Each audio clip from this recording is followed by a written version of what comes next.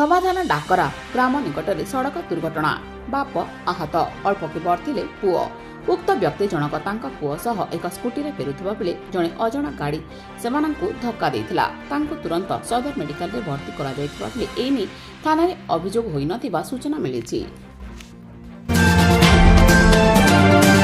ରାଜ୍ୟ ଭିଜିଲାନ୍ସ ବିଭାଗ ଦ୍ୱାରା ସରକାରୀ ଋଣ ପ୍ରଦାନରେ ଜାଲିଆତି ଅଭିଯୋଗର ତଦନ୍ତ ସମୟରେ ପ୍ରାଥମିକ କୃଷି କ୍ରେଡିଟ୍ ସୋସାଇଟି ଗୁଡ଼ିକର 4 ଜଣ ପୂର୍ବତନ ସମ୍ପାଦକଙ୍କୁ ଗିରଫ କରିଛି ରାଜ୍ୟ ଭିଜିଲାନ୍ସ। ଏହି ପୂର୍ବତନ ସମ୍ପାଦକମାନଙ୍କ ବିରୋଧରେ 64,13,730 ସରକାରୀ ଟଙ୍କା ଗଫଲତ କରିଥିବା ଅଭିଯୋଗ ହୋଇଥିଲା। ସମ୍ବଲପୁର ତପସ୍ୱିନୀ ହଲ୍ଠାରେ ଆନ୍ତର୍ଜାତୀୟ ସମବାୟ ଦିବସ ଉତ୍ସବ ଆୟୋଜିତ ହୋଇଯାଇଛି। ଏହି ଅବସରରେ ରେଙ୍ଗାଲିର ପୂର୍ବତନ ବିଧାୟକ ନାଉରୀ ନାୟକଙ୍କ ସମେତ ଜିଲ୍ଲାର ବିଭିନ୍ନ ସମବାୟ ସମିତିର ସଦସ୍ୟମାନେ ଯୋଗ ଦେଇଥିଲେ।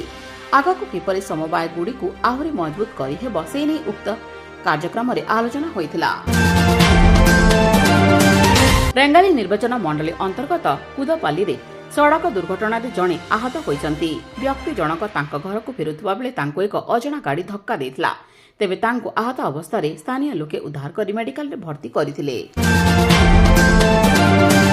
ବାମ୍ରା ବ୍ଲକ ଅନ୍ତର୍ଗତ ରେଙ୍ଗାପଡ଼ାଠାରେ ଓଡ଼ିଶା ଡ୍ରାଇଭର ମହାସଂଘ ପକ୍ଷରୁ ଏକ ସଭା ଅନୁଷ୍ଠିତ ହୋଇଯାଇଛି।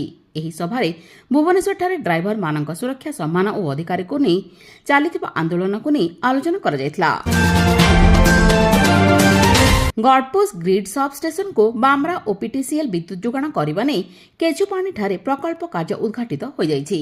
କେଚୁପାଣିର ବରିଷ୍ଠ ଅଧିକାରୀମାନଙ୍କ ଉପସ୍ଥିତିରେ ଏହି ପ୍ରକଳ୍ପ କାର୍ଯ୍ୟର ଉଦ୍ଘାଟନ ହୋଇଥିଲା। ବାମ୍ରା ବ୍ଲକ ଅନ୍ତର୍ଗତ ରେଙ୍ଗାପଡ଼ା ନିକଟରୁ ସାପ୍ତାହିକ ବଜାର ନିକଟରୁ ବେଆଇନ ମହୁଲ ବୋଝେଇ ପିକଅପ୍ ଗାଡ଼ି ଜବତ କଲା ପୋଲିସ। ଏନେଇ ବାମ୍ରା ପୋଲିସ ପୁରୁଷୋତ୍ତମ ବାଗ ଓ ଧର୍ଣ୍ଣିଧର ବେହେରାକୁ ଗିରଫ କରି କୋର୍ଟ ଚାଲାଣ କରିଛି। କୁଚିଣ୍ଡା ବ୍ଲକ ଅନ୍ତର୍ଗତ ଟାଇଁସାଠାରେ ଆଞ୍ଚଳିକ ଧନୁଯାତ୍ରାର ଚତୁର୍ଥ ସନ୍ଧ୍ୟା କାର୍ଯ୍ୟକ୍ରମ ଅନୁଷ୍ଠିତ ହୋଇଯାଇଛି।